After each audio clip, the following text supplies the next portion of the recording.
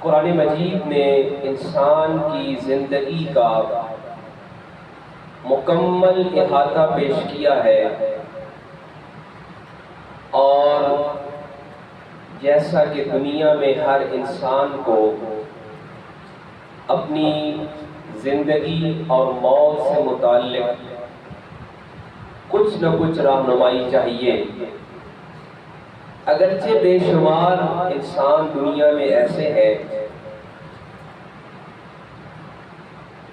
کہ جو موت کو بھلائے بیٹھے ہیں، لیکن یہ موت سے فرار ممکن نہیں ہے۔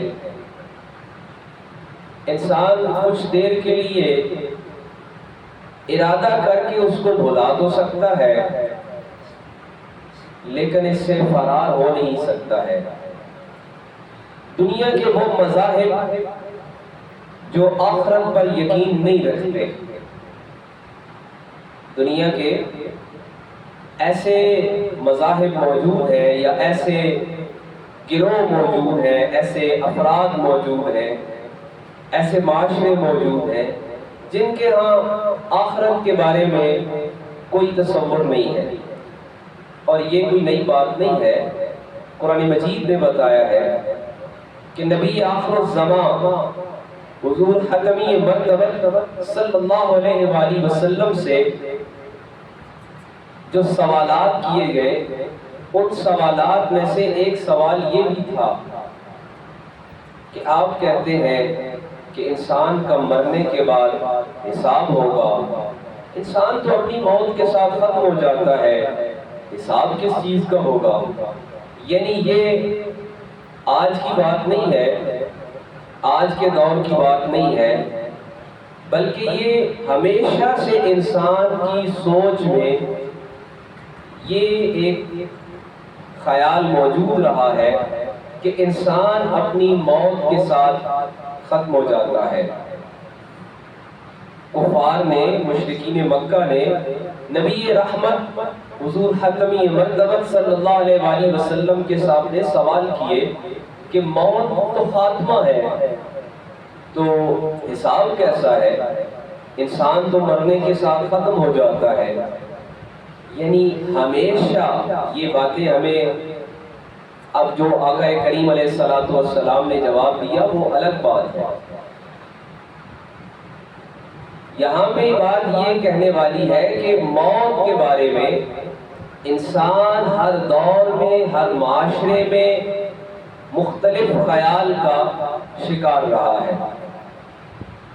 جو لوگ زندگی کی آسائشوں کے پیچھے دوڑتے ہیں اور زندگی کی بہت زیادہ آسانیوں کی تلاش میں رہتے ہیں کہ کسی طریقے سے زندگی بہت آسان ہو جائے، ہر انسان آج کے دور میں اسی چیز کا متلاشی ہے، تلاش کرنے والا ہے کہ کسی طریقے سے میری زندگی آسان ہو جائے۔ در حقیقت یہ موت کو بھلانے کا ایک طریقہ ہے کہ ہم کسی طریقے سے اپنی موت کو بھلا سکیں، لیکن موت ایک ایسی حقیقت ہے کہ جس کو بھلایا نہیں جا سکتا ہے۔ بہرحال یہ ڈر، یہ خوف اور یہ سوچ اور یہ فکر انسان کا پیچھا کرتی ہے۔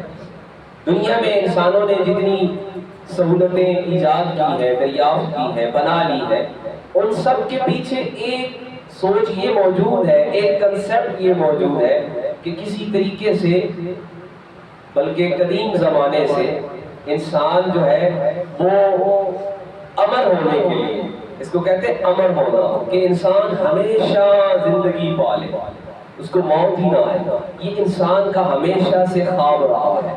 یعنی جس طرح آپ کہتے ہیں نا کہ انسان کا خلاؤں میں جانا، چاند پر پہنچنا اور زمین سے باہر کے بارے میں جاننا انسان کا خواب رہا ہے، اسی طرح موت سے بچ جانا یہ بھی انسان کا خواب رہا ہے۔ ہر دور کا انسان اس سوال کی تلاش میں رہا ہے کہ کسی طریقے سے موت سے میں بچ سکوں، لیکن موت سے فرار ممکن ہی نہیں ہے، موت سے بچا ہی نہیں جا سکتا ہے، اور موت ہر انسان کے لیے لاحق ہے۔ اور دیکھیے قرآن نے، اللہ کے کلام نے اس کو کتنے جامع اور کتنے مختصر اور کتنے ہی عام سادہ جملے میں اس کو آسان کر دیا ہے کہ کل نفس ذائقۃ الموت، کہ ہر نفس نے موت کا ذائقہ چکھنا ہے۔ اچھا، اس کے اندر اب جو ایک حقیقت چھپی ہوئی ہے کہ موت ذائقہ سے تشبیہ دی گئی ہے کہ موت خاتمہ نہیں ہے، یعنی اگر انسان غور کرے تو ذائقے کی حقیقت کیا ہوتی ہے، وہ چند لمحوں پر مشتمل ہوتی ہے۔ ذائقے کی جو مدت ہوتی ہے، ڈیوریشن ہے، وہ بہت مختصر لمحے کی ہوتی ہے، یعنی موت ایک ذائقے کی طرح ہے، آتی ہے اور گزر جاتی ہے، انسان ختم نہیں ہو جاتا۔ انسانوں کو جیسے بندہ مومن کے لیے ہے کہ اس کو دفن کر دیتے ہیں، کچھ اور جلا دیتے ہیں، کوئی بہا دیتے ہیں، کوئی آبادیوں سے باہر چھوڑاتے ہیں۔ ہر ایک مذہب، ہر ایک معاشرہ انسان کی اس میت کے ساتھ، اس بے روح جسم کے ساتھ جیسا برتاؤ کرتا ہے، اللہ کا کلام کہتا ہے کہ بہرحال موت کی حقیقت ایک ذائقے کی طرح ہے۔ اب اسی موت کی کیفیت کو اللہ کے کلام نے مختلف انداز میں پیش کیا۔ ایک مقام پر فرمایا کہ وَلَوْ تَرَىٰ غمرات الموت، کہ تم سے سوا آپ اگر دیکھیں غمرات الموت، موت کی سختیاں دیکھ لیں، کاش ولو ترا، کاش آپ دیکھ سکتے کہ موت کی سختیاں کیا ہے۔ صحابہ کرام بتاتے ہیں، حدیث مبارکہ ہے، آقا کریم علیہ السلام نے ارشاد فرمایا کہ موت ہر انسان کے لیے ایک نہیں ہے، ہر انسان کے لیے موت ایک طرح سے نہیں ہے، بلکہ الگ الگ اس کی کیفیت ہے۔ اور آقا کریم علیہ السلام نے ارشاد فرمایا کہ کسی انسان کے لیے موت ایسے ہے کہ جیسے کوئی مخمل کا کپڑا، یہ بہت جو نرم کپڑا ہے، وہ کانٹوں والی جھاڑی پہ ڈالا گیا اور پھر اس کو اتارا گیا۔ حدیث مبارکہ کے الفاظ بتاتے ہیں کہ ظاہر ہے اب بہت نرم کپڑے کو کانٹے دار جھاڑی پہ ڈالا جائے تو ظاہر ہے کہ اس کے ہر ایک دھاگے سے وہ چھید کر دے گا، سوراخ کر دے گا۔ اب اس کو اتارا جائے تو اس کی کیا حالت بچے گی اور کیا کیفیت ہوگی۔ فرمایا موت ایک اس طرح ہے۔ پھر فرمایا ایک موت ایسے ہے کہ کسی شخص کو 100 مرتبہ تلوار کی جو دھار ہے نا وہ لگائی جائے، کسی کی موت ایسے ہے۔ اور فرمایا کسی کی موت ایسے ہے جیسے کوئی بال دودھ میں یا گھی میں گر گیا ہے اور اس کو وہاں سے نکال لیا گیا، یعنی اتنی آسان، دودھ بالکل سفید ہے اور بال بالکل سیاہ ہے، اور بال کو اس سے نکال لینا، اس میں کوئی رنگ میں، ذائقے میں کہیں کوئی اثر واقع نہیں ہونے والا۔ فرمایا ایک موت ایسے ہے، یعنی موت ہر ایک کی الگ الگ ہے۔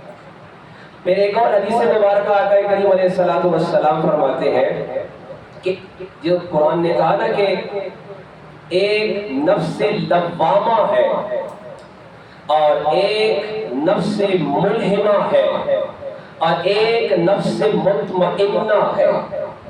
فرمایا ایک موت ایسی ہے کہ فرشتہ آتا ہے اور اس کو کھینچ کر لے جاتا ہے۔ یہ وہی جو میں نے پہلے بتایا کہ حدیث کے الفاظ ہیں کہ ململ کا یہ مخمل کا کپڑا کانٹے دار جھاڑی پہ ڈالا گیا، ایک یہ کہ کھینچ کر لے جائے، اور ایک یہ کہ آقا کریم علیہ السلام فرماتے ہیں فرشتہ آتا ہے پیغام لاتا ہے کہ آپ کو اللہ بلا رہا ہے، ایک فرشتہ۔ پھر حدیث مبارکہ کے ایک اور روایت کے الفاظ ہیں کہ وہ جو روح لینے والا فرشتہ ہے نا، اس کے ساتھ ایک اتنا بڑا جلوس ہوتا ہے، حدیث مبارکہ کے الفاظ ہیں ملائکہ کا اتنا جلوس ہوتا ہے زمین سے آسمان تک جس کا پھیلاؤ ہوتا ہے، اور ان کے ہاتھوں میں جنت کے پھول ہوتے ہیں، اور وہ بلاتے ہیں کہ اے بندہ خدا ارجعی الی ربک، آپ لوٹ آئیے اپنے رب کی طرف۔ پھر آقا کریم علیہ السلام فرماتے ہیں اس بندہ مومن کو ملائکہ کے اس جلوس میں اس کے رب کے حضور پیش کیا جاتا ہے۔ علی مکرم سورہ انفال کی 10ویں پارے سے یہ ہم آیت نمبر 50 پڑھ رہے ہیں، فرمایا وَلَوْ تَرَىٰ إِذْ يَتَوَفَّى الَّذِينَ كَفَرُوا الْمَلَائِكَةُ، اگر کاش آپ دیکھ لیتے کیا کہ جب فرشتے موت دیتے ہیں۔ اچھا بڑی دلچسپ بات یہ ہے، کچھ لوگوں کا خیال یہ ہے کہ یہ نہیں کہنا چاہیے کہ کوئی اور دیتا ہے، صرف اللہ ہی دیتا ہے۔ یقیناً اللہ ہی دیتا ہے، زندگی بھی اللہ ہی دیتا ہے، موت بھی اللہ ہی دیتا ہے، رزق بھی اللہ ہی دیتا ہے، لباس بھی اللہ ہی دیتا ہے، ساری نعمتیں اللہ ہی دیتا ہے، سانس بھی اللہ ہی دیتا ہے، شفا بھی اللہ ہی دیتا ہے، سب کچھ اللہ ہی دینے والا ہے۔ لیکن کچھ لوگوں کا خیال یہ ہوتا ہے کہ اگر ہم کسی شے کو مجازن کسی دوسرے سے منسوب کریں تو یہ شاید درست نہیں ہے۔ اس آیہ مبارکہ کے الفاظ پر غور کیا جائے، اللہ فرماتا ہے وَلَوْ تَرَىٰ إِذْ يَتَوَفَّى الَّذِينَ كَفَرُوا الْمَلَائِكَةَ، اگر آپ دیکھ لیتے، کاش آپ دیکھ لیتے کہ جب ملائکہ کافروں کو موت دیتے ہیں، حالانکہ موت اللہ دیتا ہے، موت اللہ نے دینی ہے، اس کے ہاتھ میں ہے، عقیدہ یہ ہے، ایمان یہ ہے، یقین یہ ہے۔ آیت ربانی کہتی ہے کاش آپ دیکھ لیتے جب ملائکہ کافروں کو موت دیتے ہیں، اسے پتہ چلا کہ کوئی شے کسی دوسرے سے منسوب کی جا سکتی ہے، یہ اللہ کی آیت بتا رہی ہے، یہ اللہ کے کلام کی آیت ربانی بتا رہی ہے۔ کافروں کی موت اگر ملائکہ دیتے ہیں تو ہم مسکینوں کو، ہم فقیروں کو تو زندگی نبی رحمت کے وسیلے سے ملی ہوئی ہے، ہمارا تو سب کچھ آپ سے وابستہ ہے۔ جس طرح شاعر نے کہا نا کہ اساسہ قلب و جان وہی ہے، میرا تو سب کچھ میرا نبی ہے۔ ہاں ملائکہ موت دیتے ہیں کافروں کو۔ اچھا یہ بھی دلچسپ بات ہے، اللہ نے کلام ربانی میں کہیں نہیں فرمایا کہ مومن کو موت کافر دیتے ہیں، نہیں، یہ ایک اور محبت کا پیمانہ ہے کہ مومن کو موت رب دیتا ہے، مومن کو موت رب دیتا ہے، اور کافروں کے لیے کہا ان کو ملائکہ دیتے ہیں۔ اور آگے دیکھیے آیہ مبارکہ کے الفاظ، فرمایا یضربون وجوہہم، اللہ اکبر۔ اصل بتانا یہ مقصود ہے کہ ملائکہ جب دیتے ہیں نا، فرشتوں کے ذریعے جب موت دی جاتی ہے، فرمایا یضربون وجوہہم وادبارہم، ان کے چہروں پر، ان کی پیٹھوں پر جب مارتے ہیں، اللہ اکبر۔ یہ وہی موت ہے جس کو حدیث مبارکہ میں کہا گیا کہ یہ ایک موت ایسی ہے کہ جیسے سب سے نرم کپڑے کو کانٹے دار جھاڑی پہ ڈالا جائے۔ اور سورۃ الانفال کی آیت نمبر 50 بتاتی ہے رفمت وَلَوْ تَرَىٰ إِذْ يَتَوَفَّى الَّذِينَ كَفَرُوا الْمَلَائِكَةُ يَضْرِبُونَ وُجُوهَهُمْ وَأَدْبَارَهُمْ، کاش آپ دیکھ لیتے۔ اچھا دلچسپ بات یہ ہے کہ ملائکہ کو انسانی آنکھ نہیں دیکھ سکتی ہے، اس دنیا میں رہتے ہوئے انسان کی آنکھ میں یہ صلاحیت نہیں ہے، اللہ تعالیٰ نے یہ صلاحیت نہیں رکھی ہے کہ ہم ملائکہ کو دیکھ سکیں۔ جب ہم دیکھ ہی نہیں سکتے ہیں تو اس آیہ مبارکہ کا مخاطب کون ہے؟ حضرت صاحب تفسیر کبیر امام فخر الدین رازی فرماتے ہیں اصل میں یہ آیہ مبارکہ کے پہلے مخاطب حضور ختمی مرتبت نبی رحمت صلی اللہ علیہ وسلم ہے، کیونکہ آپ کی جو آنکھ مبارک ہے وہی ان کی موت کو دیکھ سکتی ہے۔ فرمایا اگر آپ ملائکہ کے جو موت دینا ہے اس کو دیکھتے کہ جو وہ مارتے ہوئے انہیں موت دیتے ہیں، یضربون وجوہہم وادبارہم۔ اچھا ایک موت یہ ہے اور ایک موت بندہ مومن کی موت ہے، جس کو اللہ کے کلام نے کہا یا ایتھا النفس المطمئنہ۔ ایک موت ایسی ہے، میں نے پہلے عرض کیا کہ موت کی حقیقت ایسے ہے کہ جس سے کسی انسان کو فرار ممکن ہی نہیں ہے۔ انسان نے زندگی کی ساری آسائشیں حاصل کر لی، ساری سہولیات فیسلٹیز ساری اکٹھی کر لی، اس لیے کہ کسی طریقے سے میں موت سے بچ سکوں۔ موت سے فرار ممکن نہیں ہے، موت کا سامنا ہر ایک نے کرنا ہے، اور موت کی کیفیت ہر انسان کی جدا جدا ہونے والی ہے۔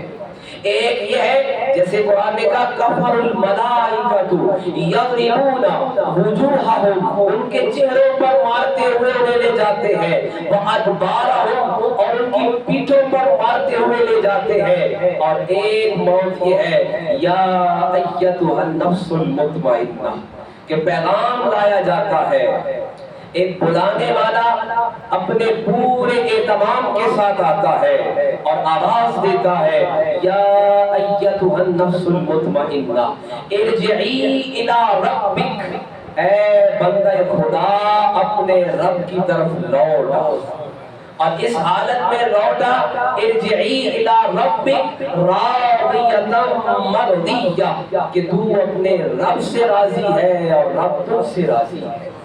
اقبال لاہوری کہتے ہیں کہ نشان مرد مومن بات گویم، کہ اگر تو مرد مومن کا نشان پوچھنا چاہتا ہے، علامت پوچھنا چاہتا ہے، تو آپ میں تجھے بتاتا ہوں، جو قضا آیت تبسم بر لبے اوس، کہ بندہ مومن کی پہچان یہ ہے قضا آیت، کہ جب اس کی موت آتی ہے، تبسم بر لبے اوس، کہ اس کے ہونٹوں پر مسکراہٹ ہوتی ہے۔ اس لیے کہ ارجعی الی ربک راضیۃ مرضیہ، کہ وہ موت ایسی ہوتی ہے کہ جب ملائکہ اکٹھے پیغام لے کر آتے ہیں۔ حدیث مبارکہ کے الفاظ آقا کریم علیہ الصلوۃ والسلام فرماتے ہیں کہ ملائکہ کا ایک بڑا جلوس آتا ہے اور زمین سے آسمان تک اس کا پھیلاؤ ہوتا ہے، اور وہ بندہ مومن کو آ کے اس کے رب کا پیغام سناتے ہیں کہ یا ایتھا النفس المطمئنہ۔ حاضرین مکرم، موت انسان کا خاتمہ نہیں ہے، موت تو ملاقات کا نام ہے۔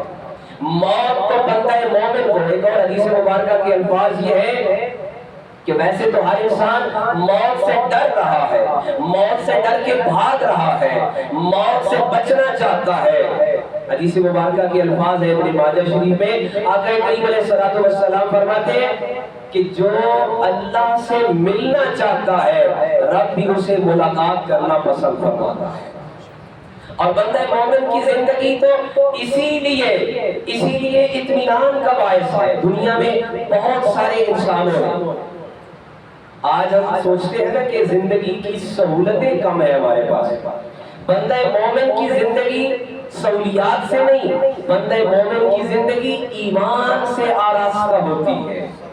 دنیا کے وہ معاشرے، وہ مذاہب، وہ افراد جنہوں نے بہت ساری سہولتیں اکٹھی کر لی، سہولتوں کا مقصد کیا تھا؟ مقصد یہ تھا کہ ہماری زندگی بہت خوبصورت ہو جائے، ہماری زندگی امن ہو جائے۔ دنیا میں ایک سبق بولا جاتا ہے، ایک ٹائٹل استعمال کیا جاتا ہے، انسان امن ہونا چاہتا ہے، یعنی انسان دوام پانا چاہتا ہے، انسان بقا پانا چاہتا ہے، موت سے بھاگنا چاہتا ہے۔ اور اللہ اکبر، بندگان خدا کہتے ہیں کہ بقا اللہ سے محبت میں موجود ہے۔ اللہ فرماتا ہے کہ اشد حبا للہ، جو اللہ سے شدید محبت کرتے ہیں بقا انہیں مل جاتی ہے، دوام انہیں مل جاتا ہے۔ صدیاں گزر گئیں، زمانے گزر گئے، لیکن آج بھی لاہور میں داتا داتا ہو رہی ہے اور پاک پتن میں فرید فرید ہو رہی ہے۔ موت نہیں مٹا سکتی، موت نہیں ختم کر سکتی، کس کے لیے؟ راضیۃ مرضیہ، جو اپنے رب سے